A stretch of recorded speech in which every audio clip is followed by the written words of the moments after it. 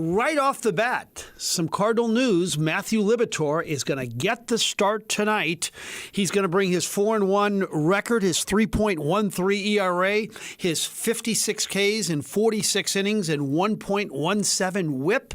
He'll pitch against the Brewers as the Cardinals try to win their third consecutive series. Your thoughts on the move? I think the most interesting thing about it is the six-man rotation.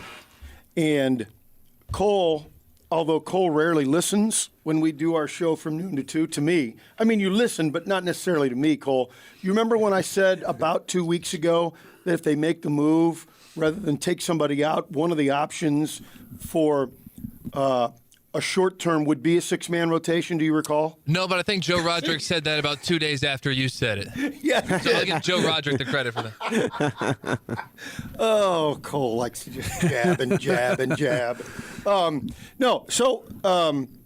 Yeah, I think it's an obvious way because is there a clear, a month ago we would have said, Matz has got to go to the bullpen. Yeah. Mm-hmm. And that still could end up being the answer if you want to go back to 5. But you've got a starting pitcher well into his 40s. You've got a guy who, and then you've got 4 other guys that have not been good over the course of 7 weeks. And now you bring in a young guy who we all know we want to protect pitchers these days and not overwork them. So to go to 6 until, water always seeps to its own level, until you let meritocracy kind of win out and see what's going to happen. I don't – normally I would be against that under normal conditions, but these are not normal conditions. And although you're not thinking about 2024 in May of 2023, you also have to have in the back of your mind Montgomery gone, Flaherty gone, Wainwright gone. Are you all of a sudden in spring training with the Cardinals a lack of aggressiveness in signing free agent pitchers and a lot of them not working out and a lot of them not even out there this offseason? You could just say, okay, we're going to have, we got Michaelis back and we have Metz back, and then we're going to have 3 or 4 guys that have never really pitched much in the big leagues. I mean, you like to find out about it. Now, granted, he's had a cup of coffee before, but boy, it'd be nice going into next season if he had like 15 starts in the major leagues. The Orioles had 2 different short eras, and Bernie Miklasz could break it down much better. But like right around 1960-61, and then a little bit later in the late 60s, 2 versions of the Baby Birds. Yeah, with Palmer, and then before that, Wally Bunker, and some guys that ended up maybe not being so great. But for a short period, you're going, wow, they've got all these 22, 23-year-old arms that are coming out and just hammering people. And so I'm going to look on the plus side of it. Yeah, you got 2 veteran guys who are what they are. And Michaelis is probably better than average. And then he could be, I guess. Then you got 2 or 3. Then you might add 2 or 3 young guns that are just coming out blazing, and they'll have stumbles, but they may just get after it. So I'm being hopeful for a new Baby Birds era. Oh, I like it. And also, we're talking about McGreevy, Graceffo, Liberatore, and maybe Hentz, who's a little bit further away because he's younger. Yep. What are the odds, though, that all 4 of them turn out? I mean, i.e. Dakota Hudson. The odds of that happening are slim and none. All 4 working out. My references were 60 years old, so perhaps you're right. Exactly. Or how about even like Jason Isringhausen in that group of Mets? Yeah. A little bit later. And obviously Izzy had a great career, but not as a starter.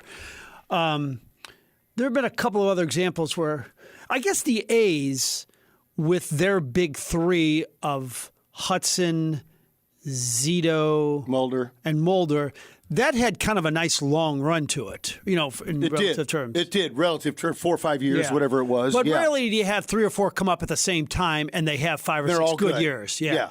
It's not likely. Yeah. But I can be hopeful. Yeah.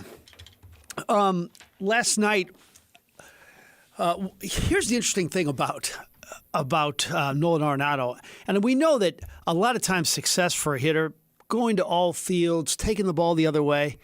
Well, you know what he's doing? There's a common denominator in these 5 home runs. They're all just hammered to left. Everyone is hammered to left. Yes. I mean, it's usually the first at bat, and it's just smashed down the line. I guess there was one a little bit in left center, but there was still, over the green monster. I just love his aggressive approach. Not to get too deep into inside baseball, but when he's going well, and you could see him even when he was going bad, that 2-week stretch that was as bad as it can get for a hitter. But when he's going good, he throws his head at the ball. And folks, if you're really interested in hitting, break it down. And you're always telling kids to keep your head in and at the ball. And he almost over-exaggerates it. He's throwing his head at the ball, and what it does, he's staying right on it. And it's really... You're right about that head. It just seems so low. It's almost like a good golfer. They say one of the big things is keep your head down lower. When you're putting, keep your head down lower even after the balls. That's crazy. It's amazing what he does. The other thing that he is so good at, and that home run last night was another example. I was at a baseball convention in January in Nashville, and talking to this baseball guru who had some fascinating theories and works at Oklahoma State. Anyway, he was talking about how hitting, it's almost like in golf, and you'll see those guys, and if you're right-handed here, that left arm is straight when it comes through. But then you see a guy like Arenado who has special talent, and it's more important to get his hands through. He's got both elbows bent to get the barrel of the bat on the ball where he wants it and just crushing it that way. So... But that's the difference between a regular person hitting and someone with marvelous talent like Arenado. Yeah. Somebody, by the way, just texted Pryor, Wood, and Zambrano, but Pryor only had the one season where he went over 200 innings. But you talk to people in Chicago, like our good buddy Dave Kaplan, that was going to be Maddox, Smoltz, and Glavine. Yeah. There was going to be a 20-year Cubs dynasty. Yeah. Now, I don't say that with glee that it didn't happen because most of it was due to injury, that it didn't go through it. And you hate to see even athletes on teams you hate.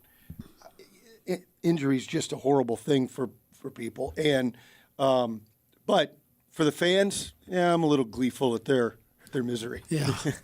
Growing up in the system, because you just brought up the big 3 in Atlanta, but Smoltz came from Detroit, and Maddox came from Chicago. Yes. Yeah, I'd be curious, that staff of Baltimore with Palmer, McNally, Dobson, did he come Dobson came from... I'll have to look it up. And Cuellar didn't grow up in that organization? No, Cuellar was with the Cardinals in 64. Yeah. No. But McNally, Palmer, part of those groups. Again, I wish Bernie was here to really break it down. Wally Bunker was one of those guys. I want to say Milt Pappas. Some guys that if you're not a nerd like us, you'd never heard of these guys. But at the time, they really were young guns and, look out for the Orioles. And it was kind of true. Another aspect of last night was the pride of Hazelwood West. Devin Williams. We interviewed him before the game. 9 years ago, Bob, we go out to Hazelwood West, photographer Tony Chambers and I, to do a story on him. And it was just like breathtaking stuff. He ended up being a second-round pick. And we aired the first part of the package from 9 years ago last night on TV, where I said he looks like he's out of central casting to be a big league pitcher. And then he has got some great sound about it and stuff. And he really is. He's just so elite. The ERA going into last night was .73. It finished at .64. He's already been a Rookie of the Year, a reliever of the year. What a weapon he is out of the pen. It's happy for his success so long as he doesn't have too much more specifically against the Cardinals. But it's the way the Brewers imploded last year. Some of it fell to him kind of unfairly. Now, I don't know. Maybe he went into the skipper's office and said, I'm the closer. You got to put me there. But Hader was miserable. They moved him because they thought Williams was ready. He got lit up a little bit. And as we all know the story, they faded.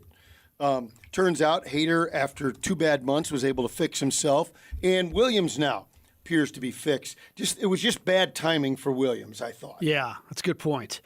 And on the other side, the Cardinals, and you're not going to spike the ball because his ERA is still 5.60, but boy, these Jordan Hicks outings, yesterday 2 strikeouts, in Boston 3 strikeouts. It seems like he is really throwing strikes, and he's got 2 pitches. We talked to him the other day about it, and because Andy Van Slyke always says, boy, why would you even throw that second pitch when you throw the other one 4 strikes? And he goes, I'm really confident in my slider. And let's face it, that slider is a good pitch. So it's really good to see this elite level of Jordan Hicks back. Yeah, in fact, to the point that I said it at the time in my living room. A buddy was over watching the game. My wife was there watching. I said at the time, in the 5th inning, Jordan, just meaning Montgomery. Yeah. Montgomery, 1 more out. That's all we need from you tonight, 1 more out. And then they sent him back out in the 6th. And by the time Hicks came in, it was too late. Now, you didn't know you were only going to score 2 runs. And you have to have confidence that the way your lineup is going. But I think you had to play the moment. I don't know what you guys thought. I thought, hey, you're tied in the game. You got through 5. He threw way too many pitches. You make the move to the bullpen. Did agree or disagree? That's what I said at the time. Yeah. Well, I couldn't disagree at all. So that leads me to, what if you give Hicks a clean inning to start there? I mean, he didn't give up any runs anyway, but you get 2 good innings out of him. They might still be playing. So it's a 2-point deal. I think they shouldn't have started the 6th with Montgomery, and you had to push some runs across. Boy, in general, too, Bob, I really like this bullpen. I mean, you like what you've seen out of Helsley lately. You like Hicks. Palante had a bad outing, but he's been good for the most part. Verhagen has been good for the most part. Cabrera, yeah, I tell you, they have a good-looking bullpen. Would you agree? I think there are a number of questions. Because of a lack of availability for some of the guys, it forces the skipper into playing 2-platoon bullpen. I guess you can make it work. I think you can run into some problems there.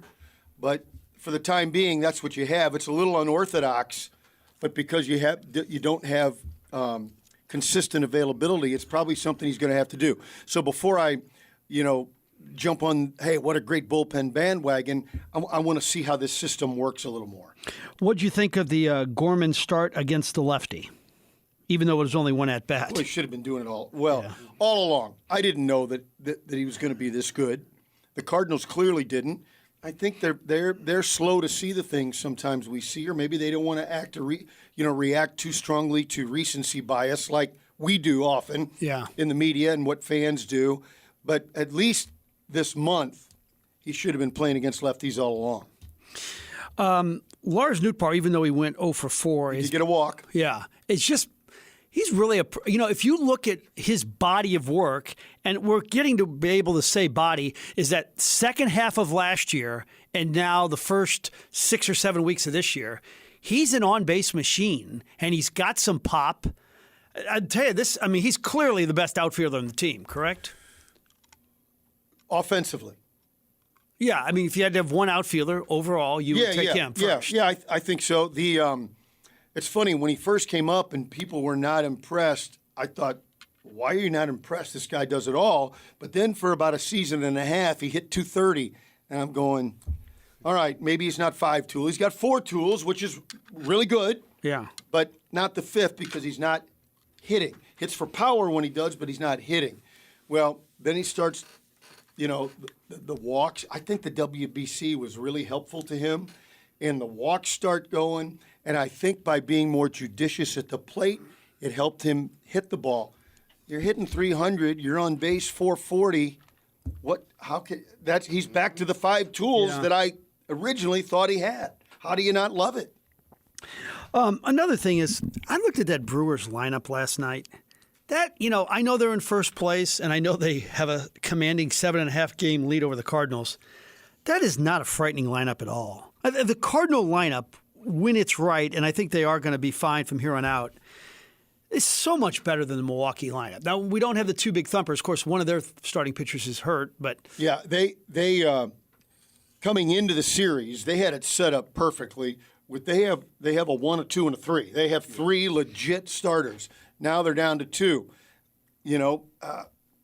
That's their key, and pitching generally is a key. If they can play good baseball offensively, by that I mean find ways to score, move runners along, then they're going to remain formidable throughout the season.